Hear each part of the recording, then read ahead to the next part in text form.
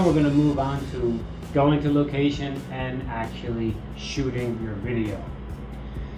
The first part you're going to need to really think about carefully is who is going to be in the shot, and that would usually be called an actor or an actress. Now, of course, if you're doing a small production, they're your friends inside of your team on your group, but still you need to decide who's going to do what part. So there's two main things to think about in this casting. It's called casting. Two main things to think about for your production.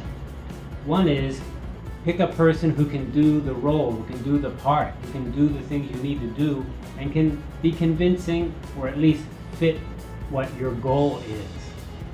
If you have a goal of showing how a hero goes through a story and they begin confused and then later they feel confident, is there someone in your group who can look confused and can look confident?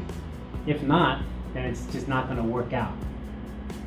People who get in front of a camera and get their picture taken in a still picture or in a video picture, they look very different than when you see them in real life. So maybe you should take your camera, test it on some of your group members and see who actually can fit the role better. Of course, if you're going to get other people that are not on your team, maybe you should do a test before you go shooting. You don't want to go shooting and then everything kind of doesn't work out. The camera can really change the way people look. It always makes people look fatter, and it always kind of doesn't help you make look more beautiful than you are. Let's say it that way. It's very unforgiving, they say in the industry. Very unforgiving. It can be very hard on you. So you have to pick the right person that can really look good in that condition.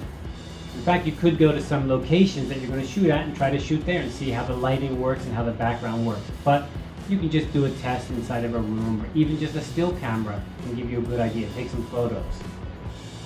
The next part is when you actually shoot your video, a key point is you want to make your actors look good. You don't want to make them look bad. I mean, unless you have a reason to, but usually you won't have a reason to make them look bad. What are some of the things you can do to help them look good? Well, you can avoid making them look bad by having good lighting. That's probably the most important part. Don't shoot your subject and they're in front of a window and all the lights coming in and then they turn all dark, right? Don't have your subject wearing a hat and the hat is blocking their face from the light and it becomes all dark again. You want to help your actor look better, or actors look better. Help your talent look good. So do the best you can to help that. And that means that you need to think about your shot. It also means that when you see the shot, if it doesn't turn out, shoot it again from a different angle or a different location or a different light. Using the video even on your phone is just so great, isn't it? Because you can just shoot it and shoot it again. Whereas 20 years ago, 30 years ago, we had to shoot, get the film developed, and we don't know what really happened until the film comes back a week later. So you're very lucky that way. Take advantage of that. Shoot, take a look. Even share it with the talent. Say, here's what you look like. And if they're not happy with it, they say, hey, I look terrible. Unless there's a good reason, shoot it again from a different angle, get a different light. All right, let's go off to the hardware table.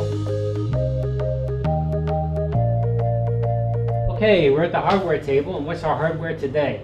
Well, finally, you're going to be happy to know we're moving past the sound. I've done so much on sound so far, audio. Why? Because I've always repeated, audio is more important than the video, more important than the image. Now, we've gotten that message into our brain, I hope, so now we're going to move on. And today, since we're talking about going on location for the shoot, we're going to talk about our tripods. You've got to have a way to stabilize your camera. Of course, if you're using something like your phone, it's going to be very hard to keep that phone steady. There's really not a good way. Now, you can buy like a holder for the phone. You can buy one of those holders you use in your car or on a motorcycle maybe, and somehow tie that to a tripod to keep it steady. Or if you're using your hand, you probably want to make sure you use two hands and you hold it steady. Oh, by the way, don't forget, when you're shooting video on a phone, turn it this way, right? Everybody shoots their video this way, and you end up with this really weird, tall video. You want to shoot it this way. So hold your hand close to your body to keep it steady. That's a key point. You want to have it steady so it moves steady. Of course, I don't suggest using your phone that way, right? But if you have a camera that can fit onto a tripod, you're going to be way ahead of the game. Tripods are really cheap, they're not expensive at all. And when you borrow a camera from your school or your lab or your department, they probably have tripods already. And even tiny, small, basic tripods can work really, really well. More expensive tripods, it's not really worth it unless you're doing something very special. I do want to show you a different kind of device though, and that's this. This is a bit more specialized, and you can see at the top it looks like a tripod, doesn't it? It has the connections for a camera, but it only has one leg. So this is called a monopod, and a monopod, as you can see, just has one leg. I can go ahead and extend the legs. I have a holder here for it, so let me take that off. There we go, strap is off, and I'm going to extend the monopod like that. And I can put that down on the ground, the bottom leg, and I can put my camera here, and now I can hold my camera steady.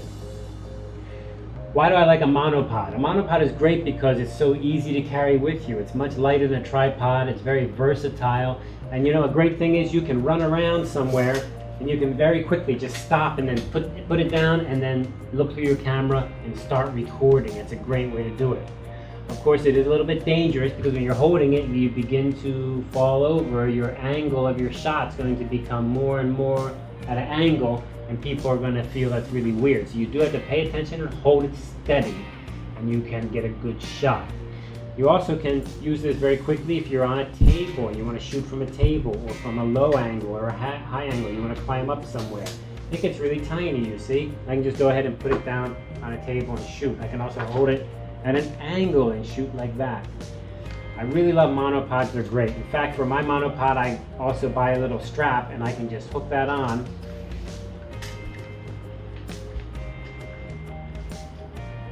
And now my monopod is ready to go, and I can just throw that over my shoulder, and it's easy. You know, you can do that with a tripod, that's true. It's a little bit heavier and a little bit more complicated.